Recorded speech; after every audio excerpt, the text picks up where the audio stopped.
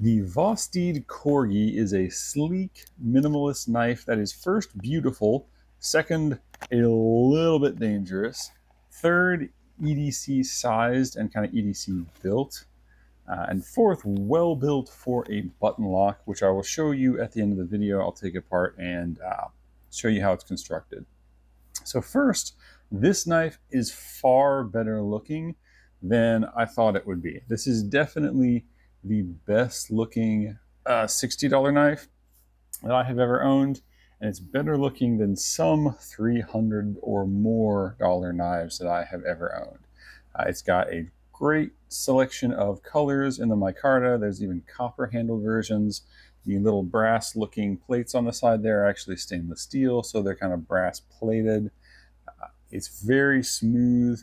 The dangerous part right there you can see is when you open it from the front flipper with your finger, it can stab you in the hand. There's no protective palm swell there. Once you practice with it, it's not a big problem. But you do have to be a little careful the first few times you open it until you get used to it.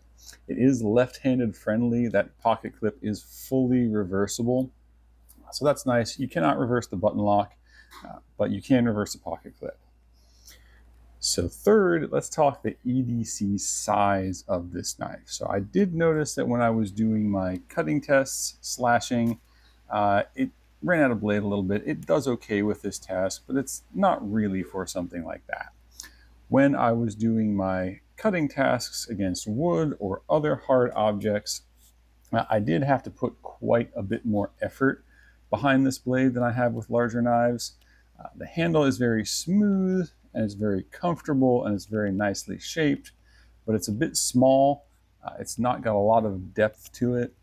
So while it's great for somebody with small hands, I did notice it needs more effort than a larger knife, right? This is a smaller EDC blade.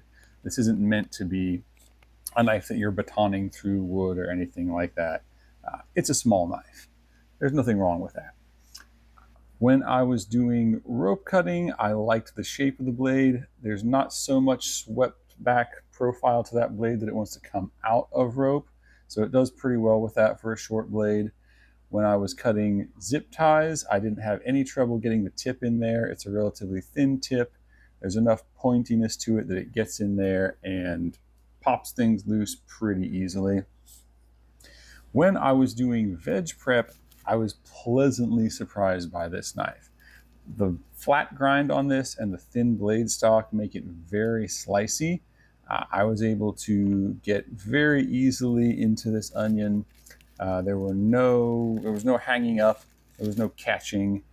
It did surprisingly well with veg prep. I actually liked using it for that. As you're going to see when I slice the end off of this, there is a lot of control there, and I was very easily able to make very thin slices of onion. I'll do a radish here in a minute. It didn't catch, didn't hang up. I really enjoyed using this for vegetable prep. Edge retention, this knife only did about 300 cuts, which is less than the VOSTEED Raccoon did in my edge retention test. So probably a little bit softer of a heat treat on this knife because it's the same steel. This knife is a little bit more lightly built than the Raccoon. Raccoon has a crossbar lock. This has VOSTEED's button lock.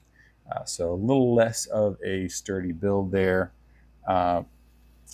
The Raccoon also has a bit more of a choil to keep your finger from sliding up onto the blade, which I tend to like a little bit better. The Raccoon, I would say, is a better choice for moderate to harder use.